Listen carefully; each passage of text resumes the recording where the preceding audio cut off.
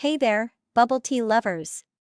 Today, I'm going to show you how to make a delicious brown sugar syrup for your bubble tea. And, if you like a little twist, I'll also show you how to add a hint of lemon juice for that perfect sweet and sour balance. Let's get started. Here's what you'll need. 20 grams of brown sugar. 100 milliliters of water.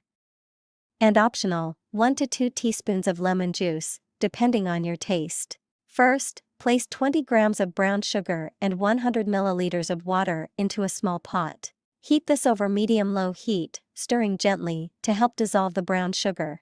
Once the brown sugar is fully dissolved, reduce the heat to low. Continue heating for about 15 minutes until the syrup slightly thickens.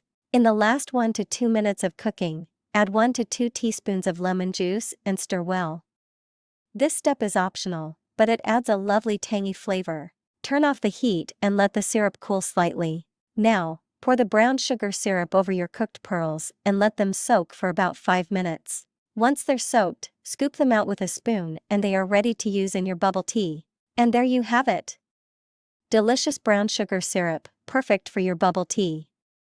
Enjoy!